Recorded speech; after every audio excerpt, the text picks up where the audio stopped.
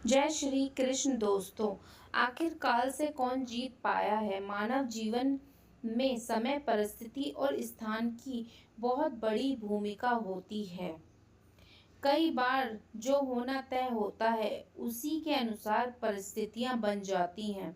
इंसान लाख कोशिश कर ले लेकिन वह उस मंजिल तक पहुंच ही जाता है जहां पर वह परिस्थितियां लिखी गई हैं। मानो कोई अनदेखी शक्ति हमें ठीक समय पर ठीक जगह पर पहुंचा देती है। आज जो कहानी मैं आपको सुनाने जा रही हूँ वह कहानी भी कुछ ऐसी ही है, जहाँ समय, स्थान और परिस्थिति ने मिलकर एक अद्भुत घटना को जन्म दिया। कलयुग में एक ही चक्रवर्ती सम्राट हुए और वह थे विक्रमादित्य, जिनके नाम पर भारतवर्ष में विक्रमादित्य संवत की शुरुआत हुई। विक्रमादित्य एक अत्यंत पराक्रमी और धर्मनिष्ठ राजा थे। वह अपनी प्रजा को संतान की तरह प्यार करते थे और रात्रि में वेश बदलकर नगर में भ्रमण के लिए निकलते थे, ताकि स्वयं अपनी आंखों से प्रजा की हालत और कुशल मंगल जान सकें। एक बार ऐसा ही राजा विक्रमादित्य वेश बदलकर देर रात नगर भ्रमण के लिए निकले। चलते चलते अमृत बेला का समय हो गया और उनके पांव थक गए। भोर के उस शांत समय में वे नगर की परिक्रमा मार्ग से गुजर रहे थे, जिसके आगे घना जंगल शुरू हो जाता है। तभी अचानक उन्होंने देखा कि एक लकड़हारा कंधे पर कुल्हाड़ी लिए जंगल में प्रवेश कर रहा है और लकड़ी काटने के लिए एक ऊंचे वृक्ष पर चढ़ गया। तभी राजा की आंखों के सामने एक विचित्र घटना घटी। एक भयंकर रीछ तेजी से दौड़ता हुआ आया और उसी वृक्ष पर चढ़ने लगा जिस पर लकड़हारा मौजूद था। यह देखकर राजा को बड़ा आश्चर्य हुआ, क्योंकि रीछ वृक्ष पर नहीं चढ़ सकते। लकड़हारे ने जब रीछ को अपनी ओर आते देखा तो उसके हाथ पांव कांपने लगे। डर के मारे उसका संतुलन बिगड़ गया और वह शाखा से फिसलकर नीचे गिर गया, जिससे उसके प्राण तत्काल निकल गए। इसके बाद रीछ वृक्ष से उतरा और राजा की आंखों के सामने ही एक सुंदर स्त्री का रूप धारण कर लिया। वह युवती पास ही स्थित एक कुएं की मुंडेर पर जाकर बैठ गई। राजा दूर खड़े ये सब देख रहे थे और मन में सोच रहे थे कि अब यह युवती क्या करेगी। थोड़ी ही देर में राजा के दो सिपाही जो रात्रि गश्त पर थे उधर से गुजरे। संजोगवश वे दोनों आपस में भाई थे। दोनों भाइयों की नज़र जब उस सुंदर युवती पर पड़ी तो उसने बड़े भाई से कहा, देखो भाई, कितनी सुंदर लड़की है। मेरा मन तो कर रहा है मैं इससे विवाह कर लूं। बड़ा भाई बोला, छोटे होने के नाते तुम मुझसे पहले विवाह नहीं कर सकते। बड़े होने का अधिकार पहले मेरा है, इसलिए विवाह तो मैं ही करूँगा। ये सुनकर छोटा भाई तर्क करने लगा, इससे सबसे पहले मैंने देखा है, इसलिए इससे विवाह मैं ही करूँगा। तब बड़ा भाई बोला, हम क्यों व्यर्थ में झगड़ रहे हैं, क्यों ना हम स्वयं इस लड़की से पूछ लें। वह हम दोनों में से किसे पसंद करेगी उसी से विवाह कर लेगी। इस प्रकार आपसी सहमति बनाकर दोनों भाई उस युवती के पास पहुँचे। बड़े भाई ने पूछा, हे सुंदरी, आप कौन हैं और यहाँ क्या कर रही हैं। युवती बोली, मैं पास के गांव की रहने वाली हूँ और अपने पति की तलाश में निकली हूँ। ये सुनकर छोटे भाई ने कहा, तुम्हारा पति कहाँ है? यदि तुम चाहो तो हम तुम्हारी खोज में सहायता कर सकते हैं। युवती ने उत्तर दिया, अभी तो मैं अविवाहित हूँ और किसी योग्य वर की तलाश में हूँ। ये सुनकर छोटा भाई उत्साहित होकर बोला, हम दोनों भाई भी अविवाहित हैं। यदि तुम चाहो तो हम में से किसी एक से विवाह कर सकती हो। लड़की बोली, मैं तुम दोनों में से एक से विवाह कर लूँगी, परंतु मेरी एक शर्त है। दोनों भाई एक साथ बोले, क्या शर्त है तुम्हारी? लड़की ने कहा, तुम दोनों में से जो भी अधिक बहादुर होगा मैं उसी से विवाह करूँगी। इतना सुनते ही दोनों भाई एक दूसरे से श्रेष्ठ सिद्ध करने की इच्छा में आपस में युद्ध करने लगे और लड़ते लड़ते उन्होंने तलवारें निकाल ली और एक दूसरे के पेट में घोंप दी। इस प्रकार तड़प तड़प कर दोनों ने अपने प्राण त्याग दिए। तब वह लड़की जोर से हंसी और एक दिशा में चल पड़ी। ये देखकर राजा विक्रमादित्य सोचने लगे, ये छलावा अब क्या करेगी। वे थोड़ी दूरी बनाकर उसके पीछे पीछे चलने लगे। अब तक सूर्य भगवान पूर्ण रूप से उदय हो चुके थे, परंतु राजा विक्रमादित्य के मन से भूख, प्यास और राजपाट का ध्यान चला गया था। उनकी एकमात्र जिज्ञासा उस रहस्यमय सुंदर लड़की के विषय में जानने की थी। सावधानी पूर्वक पीछा करते हुए लगभग 200 कदम आगे बढ़ने पर राजा विस्मय की सीमा ना रही, क्योंकि उन्होंने देखा वही सुंदर लड़की अचानक से एक जहरीले नाग में बदल गई। वह नाग तेज गति से आगे बढ़ा और कुछ दूरी पर बह रही नदी के किनारे पहुंचकर क्षण भर रुका, फिर सीधे नदी में कूद गया। नदी के बीच एक नाव चल रही थी जिसमें बहुत सारे यात्री थे। वह जहरीला नाग नाव की ओर बढ़ा और उसमें कूद पड़ा। नाव को देखते ही देखते भगदड़ मच गई और लोग जान बचाने के लिए पानी में कूद पड़े। जो तैरना जानते थे वे किनारे तक पहुंच गए, लेकिन जो तैरना नहीं जानते थे वे सभी डूबकर मर गए। थोड़ी देर बाद वह नाग नदी से बाहर आया और किनारे किनारे आगे बढ़ने लगा। राजा विक्रमादित्य भी उसके पीछे चलते रहे। कुछ दूर जाकर उन्होंने देखा कि नाग ने फिर अपना रूप बदल लिया और वह एक वृद्ध ब्राह्मण के रूप में था। राजा ने सोचा, अब इसके बारे में पूछने का उचित समय है। ये सोचकर वे तेज कदमों से उसके पास पहुंचे और हाथ जोड़कर प्रणाम किया। वृद्ध ब्राह्मण ने भी हाथ जोड़कर अभिवादन स्वीकार किया। राजा ने पूछा, आप कौन हैं? वह बोला, क्या तुम्हें दिखाई नहीं देता मैं एक ब्राह्मण हूँ? राजा ने कहा, आप असत्य बोल रहे हैं, आप ब्राह्मण नहीं हैं। वह बोला, तो फिर तुम ही बता दो मैं कौन हूँ। राजा ने कहा, तुम वह नहीं हो जो नजर आ रहे हो।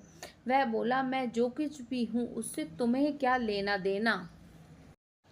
अपने काम से काम रखो और अपना रास्ता नापो। राजा ने कहा, मैं सच्चाई जाने बिना तुम्हारा पीछा नहीं छोड़ूंगा, तुम्हें सच्चाई बतानी ही पड़ेगी। वह बोला, मैंने तो तुम्हें बताया कि मैं ब्राह्मण हूँ। राजा ने कहा, आप मुझसे झूठ नहीं बोल सकते, मैं आपका तब से पीछा कर रहा हूँ जब आप रीछ बने हुए थे। आपने उस नौजवान लकड़हारे को मारा, फिर सुंदर लड़की बनकर दोनों सिपाहियों को एक दूसरे से मरवा दिया, फिर जहरीला नाग के रूप धारण करके नदी में छलांग लगाई और नाव में घुसकर यात्रियों में भगदड़ मचाई, जिससे नाव पलट गई और आधे यात्री डूबकर मर गए। अब आपने वृद्ध ब्राह्मण का रूप धारण किया है, आप सीधी तरह बताओ कि आप कौन हो। ये सुनकर वह बोला, यदि मैं ना बताऊं तो? राजा ने तलवार निकालते हुए कहा, तो फिर मरने के लिए तैयार हो जाओ। तुम जानते नहीं हो कि ये राजा विक्रमादित्य की नगरी है और मैं उनका वफादार सेवक हूँ। इस धर्मात्म नगरी में इतने लोगों की जान लेकर तुम जीवित नहीं बच सकते। अब मरने से पहले जल्दी ये बताओ कि तुम कौन हो। राजा विक्रमादित्य की यह धमकी सुनकर वह वृद्ध ब्राह्मण जोर जोर से खिलखिलाकर हंस पड़ा और बोला, मैं जानता हूँ कि आप विक्रमादित्य ही हो, तुम ही सम्राट विक्रमादित्य हो। फिर भी एक बात जान लो कि तुम मुझे नहीं मार सकते, बल्कि एक दिन ऐसा आएगा कि मैं ही तुम्हारे मरने के लिए विवश कर दूंगा। उसके ये बोल सुनकर राजा विक्रमादित्य सोच में पड़ गए। जिसने इस वेश में भी मुझे पहचान लिया वह कोई छोटी मोटी हस्ती नहीं हो सकता। वह राजा थोड़ी विनम्र होकर बोले, अब आपने मुझे पहचान लिया है तो कृपा करके बताइए कि आप वास्तव में कौन हैं। तब वह ब्राह्मण बोला, किसी ने सत्य ही कहा है, संसार में 4 प्रकार के हट प्रसिद्ध हैं, राजहट, बालहट, त्रियाहट और योगहट। तुम राजा हो, राजहट पर अड़े हो, बिना मेरी सच्चाई जाने तुम मानोगे नहीं, इसलिए मुझे बताना ही पड़ेगा मैं कौन हूँ। अतः ध्यान से सुनो। मेरा नाम काल है। तुम जानते हो कि इस संसार में जितने भी प्राणी जन्म लेते हैं उनकी मृत्यु निश्चित है, इसलिए इस भूमि को मृत्यु लोक भी कहा जाता है। जब प्राणी माता के गर्भ में आता है तो उसके पूर्वक बनने के पूर्व आत्मा उसमें प्रवेश करती है, अर्थात वह सजीव हो उठता है, उसी समय उसकी मृत्यु का समय, स्थान, परिस्थिति सब कुछ तय हो जाता है। ये सब विधाता द्वारा लिखित है। राजन, तुम ये भी जानते हो कि दुनिया के हर प्राणी के जन्म मरण का लेखा जोखा चित्रगुप्त के पास है। जब भी किसी प्राणी की मृत्यु का समय आता है तो वह धर्मराज को सूचित करते हैं।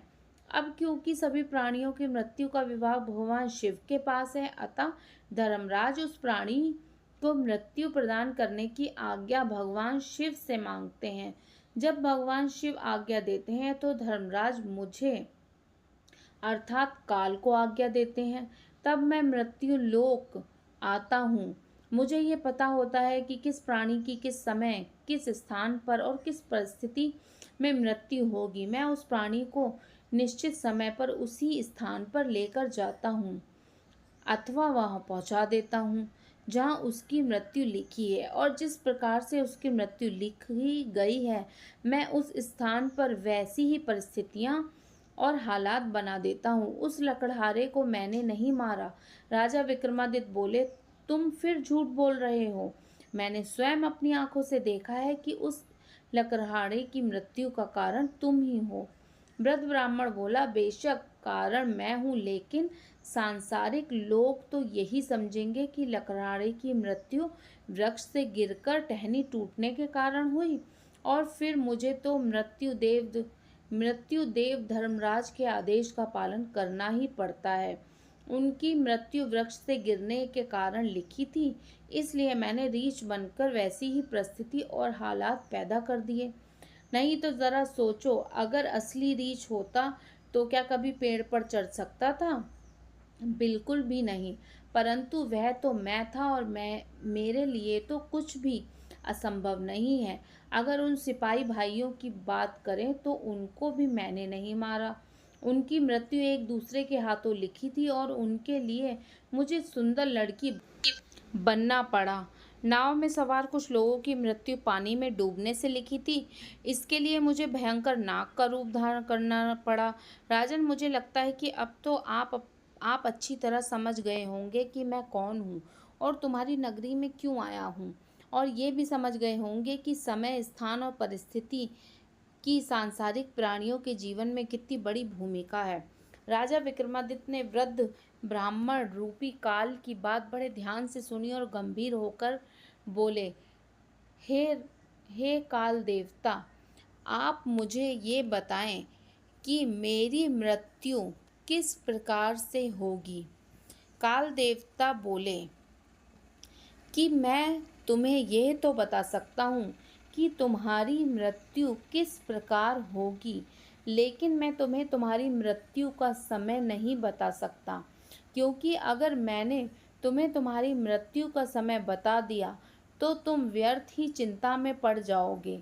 और कहते हैं कि चिंता चिता के समान होती है। राजा विक्रमादित्य बोले, हे काल देवता, मृत्यु का समय बताने में आपको आपत्ति है। काल देवता बोले, हे राजन, मैं तुम्हें मृत्यु का समय नहीं बता सकता हूँ, क्योंकि ये मेरे अधिकारों में नहीं है। अभी तो आपको अपने शासनकाल में बहुत से शुभ और जन कल्याण के कार्य करने हैं। राजा विक्रमादित्य बोले, चलो समय ना सही, ये तो बता दो कि मेरी मृत्यु कहाँ और कैसे होगी। काल देवता बोले, तो सुनो राजन, तुम्हारी मृत्यु महल की सीढ़ियों से पांव फिसलकर गिरने के कारण होगी। इतनी बात बताकर वृद्ध ब्राह्मण रूपी काल शीघ्रता से एक दिशा की ओर चल पड़े और कुछ दूर जाकर विलुप्त हो गए।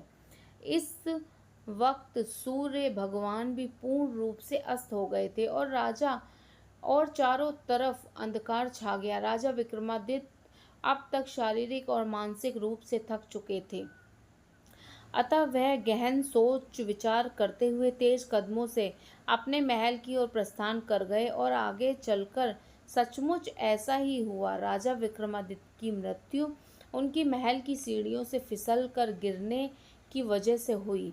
इस कथन की पुष्टि इतिहासकारों ने भी करी है। तो दोस्तों, आपको अगर ये कहानी पसंद आई है तो प्लीज़ मेरे चैनल को लाइक करें, शेयर करें और सब्सक्राइब करें, कमेंट भी करें। जय श्री कृष्ण, राधे राधे।